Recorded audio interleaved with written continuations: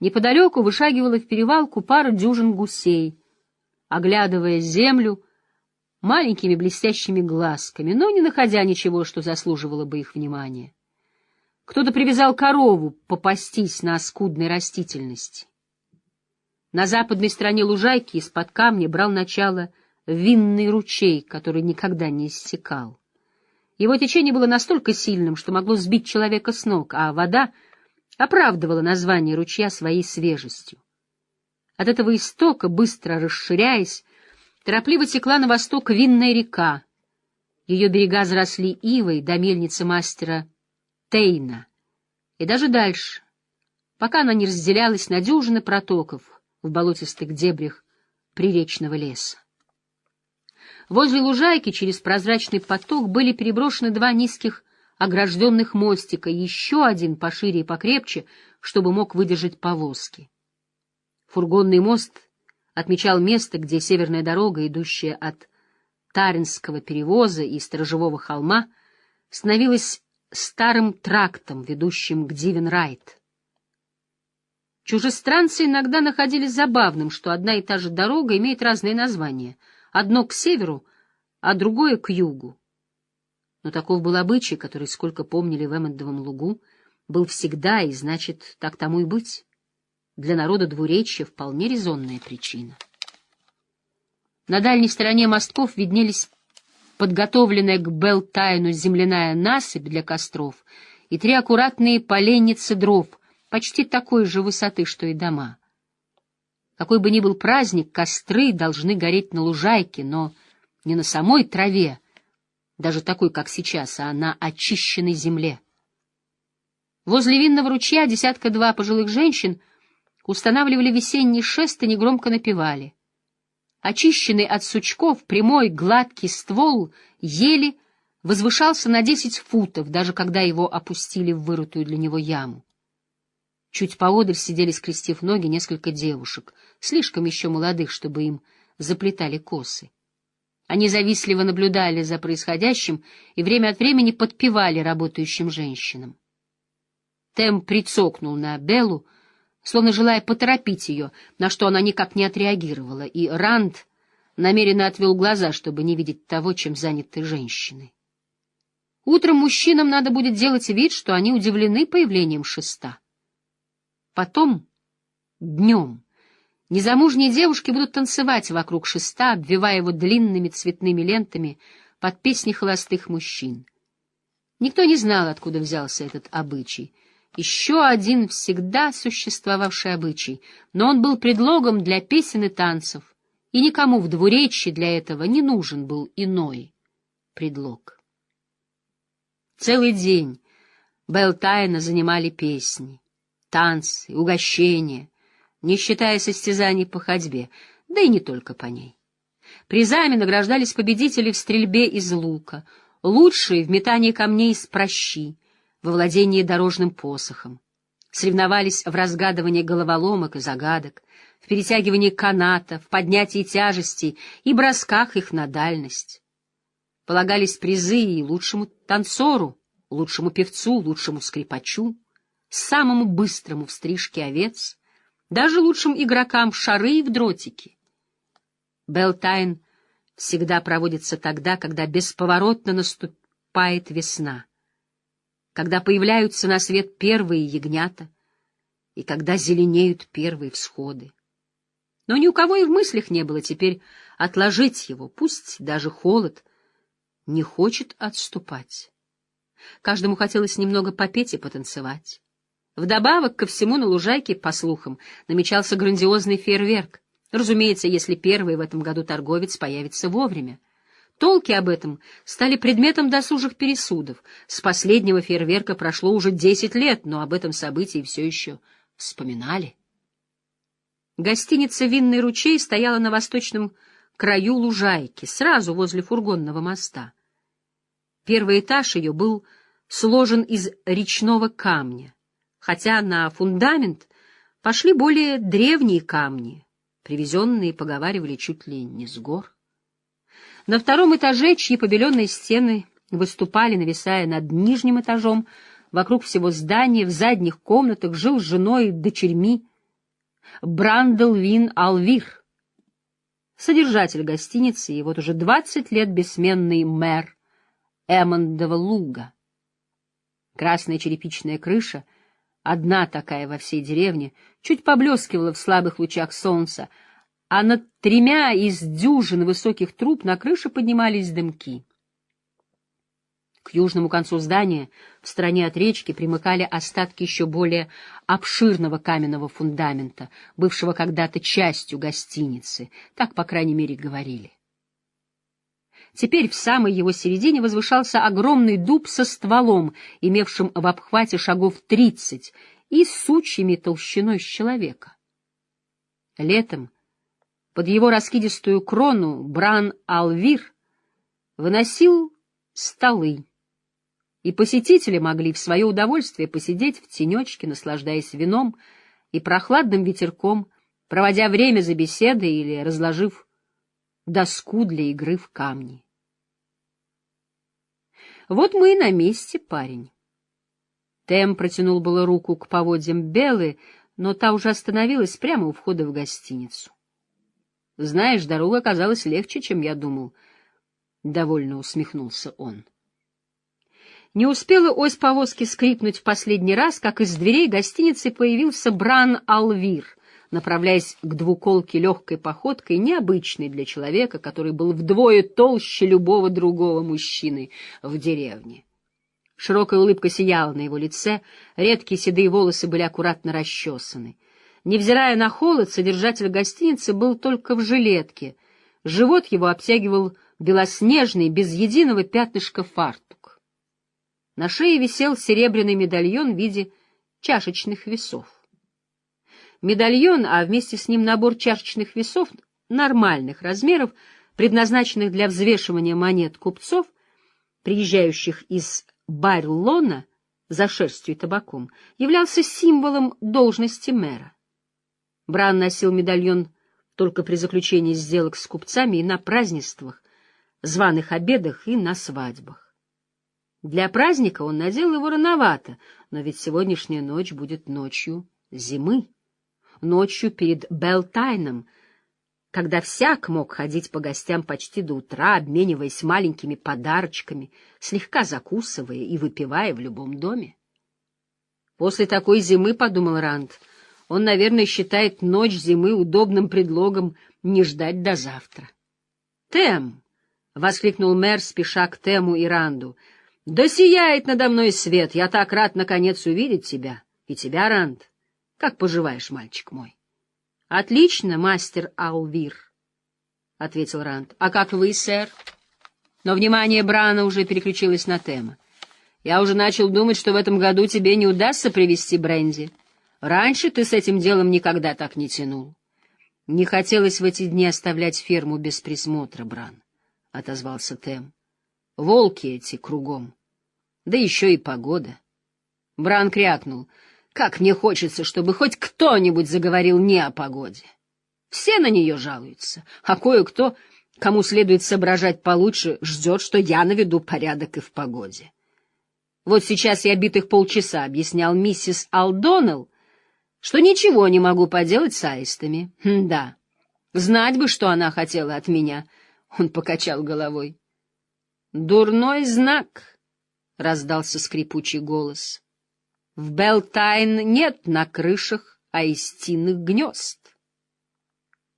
К Тему и Брану прошествовал угловатый, потемневший, как старое корневище, Кен Буйе, опиравшийся на такой же высокий и узловатый, как он сам, посох. Кен пытался смотреть глазками-бусинками сразу на обоих мужчин. — Грядет нечто худшее. Попомните еще мои слова. — Ты стал предсказателем? Толкуешь знаки, а? — сухо осведомился Тем. — Или, как мудрая, слушаешь ветер? Несомненно, его тут хватает. Где-то тут что-то происходит. — Смейтесь, смейтесь, коли хочется, — пробормотал Кен. — Но если тепла не достанет, чтобы зерно поскорее дало всходы, то до жатвы опустеет не один погреб с овощами. Следующей зимой в двуречье не останется никого, кроме волков и воронов. И хорошо, если следующей зимой. тоже может случиться и в эту. — Ну и что означают сии предположения? — язвительно поинтересовался Бран. Кен одарил его сердитым взглядом. — Много хорошего, а Найниф Алмира я не скажу. Ты это знаешь. Одно скажу. Она слишком молода, чтобы... Ладно, неважно. Круг женщин возражает, когда совет деревни всего лишь обсуждает их дела, хотя сами лезут в наши, когда вздумается, что бывает почти всегда, или так кажется. Кен, — перебил его Тем, — какой во всем этом смысл? Еще какой, Алтор. Спроси мудрую, когда кончится зима, и она уйдет от ответа. Может, она не хочет нам рассказывать, что ей говорит ветер. Может, она слышит, что зима не кончится. Может, всего лишь то, что зима будет длиться до тех пор, пока не вернется колесо и не кончится эпоха. Вот тебе и смысл. — А еще, может, овцы научатся летать, — парировал Тем. Бран воздел руки. — Да сохранит меня свет от дураков. — Кен, ты в совете деревни, а повторяешь болтовню Коплина. — Ладно, выслушай меня. У нас хватает заботы без... Резкий рывок за рукав и приглушенный голос отвлекли Ранда от разговора старших. — Пойдем, Ранд, пока они тут спорят, пока тебя в работу не запрягли. Ранд глянул вниз и усмехнулся.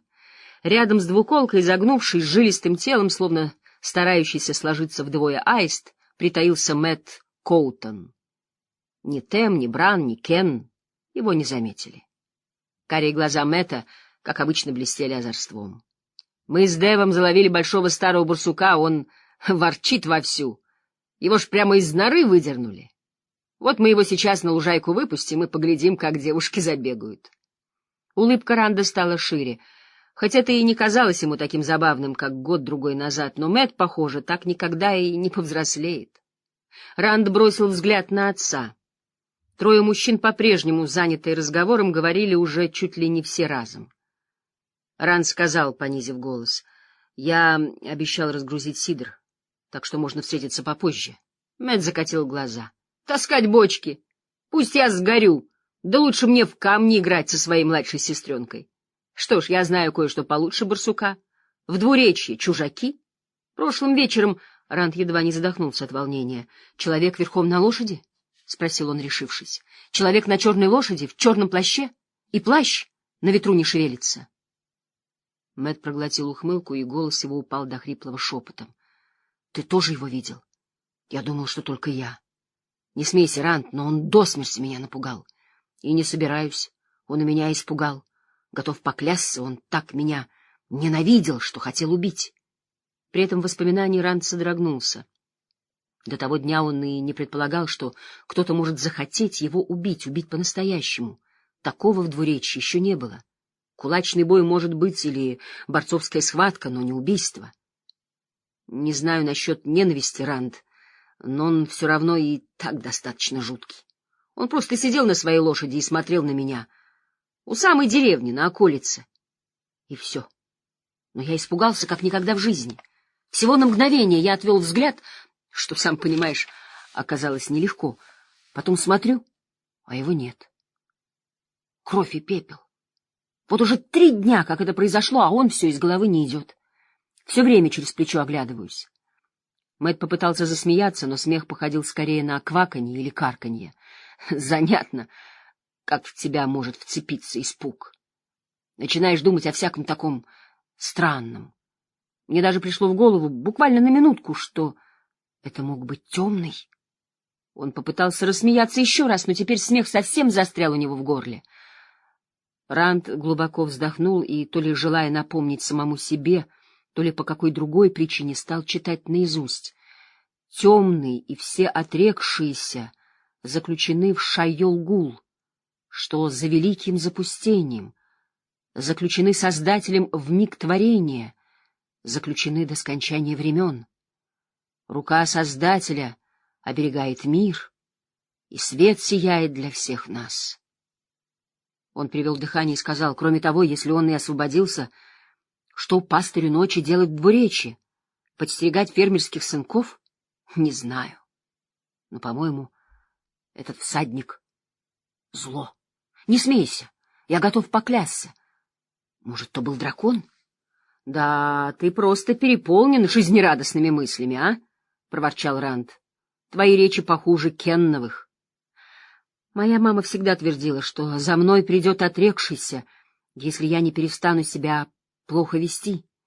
Если когда-нибудь я увижу кого-то, похожего на Ишамаэля или Агенора, но это наверняка будет кто-нибудь из них. Всех матери стращают отрекшимися, — сдержанно сказал Ранд, — но большинство вырастает из таких сказок. Раз уж речь зашла об этом, то, может быть, он человек тени? Мэтт пристально посмотрел на Ранда. Я не был так напуган с тех... Нет, я вообще не был так испуган, не помню за собой такого. Я тоже. Отец думает, что меня смутили тени под деревьями. Мэтт мрачно кивнул и облокотился о колесо повозки. Вот-вот, и мой па то же самое. Я рассказал Деву и Эламу Даутри. С тех пор они озираются по сторонам, как ястребы, но ничего не заметили. Теперь Элам считает, что я хотел надуть его. Дев думает, что этот черный заявился с Таренского перевоза. Какой-нибудь ворюга, охочий до овец или цыплят. Куриный вор, надо же! Мэтт оскорбленно замолчал. Может, все это сплошная глупость, — подвел итог Ранд. Может быть, он всего-навсего тот, кто крадет овец? Он попытался вообразить себе эту картину, но это было все равно, что представить здоровенного волчину, притаившегося вместо кошки у мышиной норки. Знаешь, мне совсем не понравилось, как он на меня посмотрел. Да, видно, и тебе тоже, раз ты так ухватился за мои слова. Нам надо кому-то все рассказать. Уже рассказали мы друг другу и не поверили. Представь себе, как ты сумеешь убедить мастера Алвира в существовании этого малого, когда он такого в глаза не видел?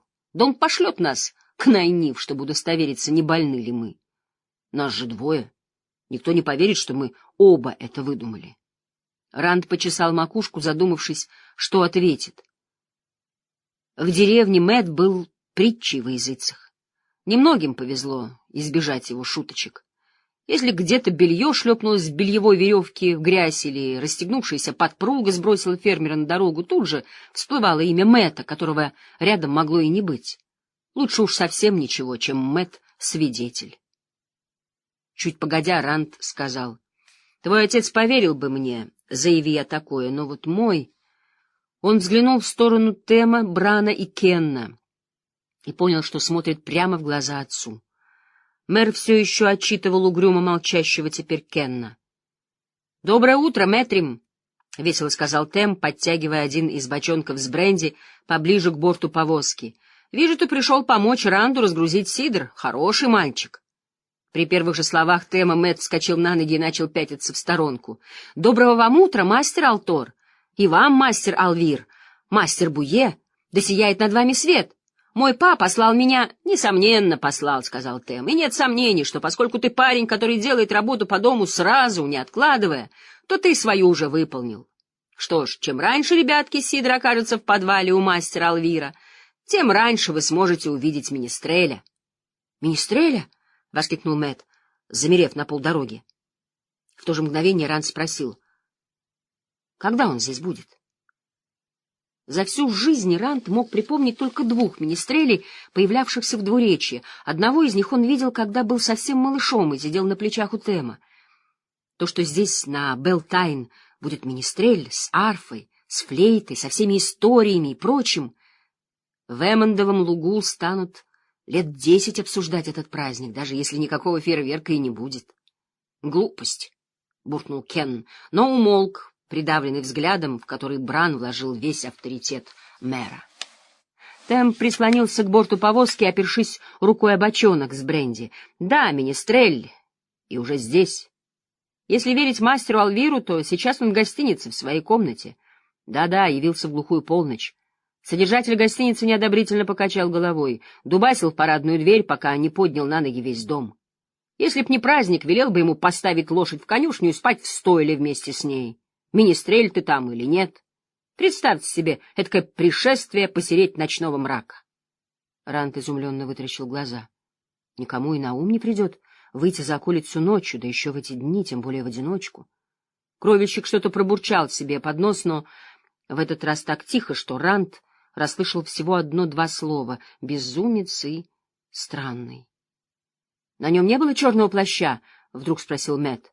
Живот мастера Брана заколыхался от смеха. — Черного! Да у него плащ, как и у всякого министреля, что я видел. Больше заплат, чем самого плаща, да и такой расцветки, что вы и представить себе не можете. Ранд был поражен своим громким смехом, смехом полным неподдельного облегчения. Нелепо вообразить внушающего ужас всадника в черном одеянии, в роли министреля, но... Он смущенно прикрыл рот ладонью. — Видишь, Тэм, — сказал Бран, — с тех пор, как наступила зима, в этой деревне было очень мало смеха. Теперь всего лишь плащ министреля принес веселье. Уже заодно это стоит раскошелиться, раз он приехал из самого Байрлона. — Говорите, что хотите, — неожиданно произнес Кен. — Я все равно утверждаю, что это глупая трата денег. И эти фейерверки, на которых вы настояли и за которыми послали. — Значит, фейерверки есть, — сказал Мэтт. Но Кен гнул свое. Они должны были прибыть еще месяц назад с первым в этом году торговцем, но торговец не явился, разве не так? А если он не прибудет до завтра, что мы будем делать с этими самыми фейерверками? Что, устроим другой праздник, лишь бы запустить их? Не то, если он их привезет, конечно. Кен, — вздохнул Тэм, — у тебя к людям столько же доверия, как у какого-нибудь из Таренского перевоза. Так где же он тогда? Ответь мне, Алтор. — Почему вы нам ничего не сказали? — обиженно спросил Мэтт. — Вся деревня радовалась бы этому известию не меньше, чем самому министрелю. Ну, или почти так же. Вы же видите, как все приободрились только от слухов о фейерверке. — Вижу, вижу, — отозвался Бран, искоса посмотрев на кровельщика. — И знаю я наверняка, кто пустил эти слухи. Вспомни я, например, того, кто прилюдно жаловался, как дорого обходятся кое-какие вещи. Хотя ведь подразумевалось, что о них никому не будет сказано ни слова, и они останутся в тайне. Кен прочистил горло. Для такого ветра мои кости слишком стары. Если не возражаете, то я пойду гляну, не согласится ли миссис Алвир приготовить горячего вина с пряностями, чтобы мне согреться. Мэр, Алтор. Последние слова Кен произносил уже на ходу, направляясь к гостинице. Когда дверь за ним захлопнулась, Бран вздохнул. «Иногда мне кажется, — сказал он, — что Найниф права насчет... Ладно, сейчас-то не важно. Эй, молодежь, задумайтесь-ка на минутку. Верно, каждый радуется предстоящему фейерверку, но фейерверк-то пока не больше, чем слух. Пораскиньте мозгами, что станется с людьми, если торговец не появится здесь вовремя, после такого ожидания и предвкушения веселья.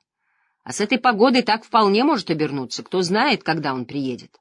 Министрелю они радовались бы в 50 раз больше и чувствовали бы себя в 50 раз хуже, если бы тот не пришел, — медленно сказал Ранд, после чего и Белтайн был бы людям не в радость.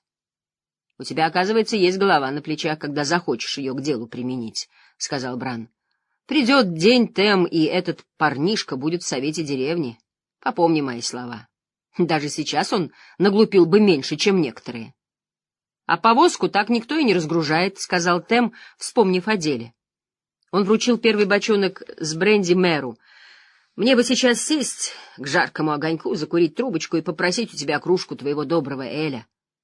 Тэм пристроил второй бочонок с бренди себе на плечо. — Мэтрим, я уверен, Рант обязательно скажет тебе за помощь спасибо. Вспомните-ка, чем скорее Сидр окажется в подвале. Когда Тэм и Бран вошли в гостиницу, Рант повернулся к другу. — Не нужно мне помогать. Того барсука Дэв долго удерживать не станет. — Да. А почему? — без особой надежды в голосе сказал Мэтт. — Как там сказал твой па? Чем скорее Сидр будет в подвале? Обхватив бочку сидра двумя руками, он потрусил к гостинице. Может быть, Эгвейн где-то рядом. Одно удовольствие смотреть на тебя, как ты стоишь, уставясь на нее, словно бычок, на мясника с ножом. Развлеченница не хуже барсука. Ранд, который укладывал в двуколку лук и колчан, так и замер. Ему действительно удалось выкинуть Эгвейн из головы. Само по себе это было необычно, но Эгвейн наверняка где-то рядом с гостиницей. Немного шансов, что удастся избежать встречи с нею. Конечно же, ведь в последний раз он видел ее несколько недель назад. — Ну, идешь? — окликнул его Мэтт от дверей. — Я не говорил, что все буду делать один. Ты еще не в совете деревни. Ранд рывком поднял бочку и направился вслед за Мэттом. Может, Эгвейн тут вообще и близко нет? Странно, но такая мысль вовсе не улучшила ему настроение.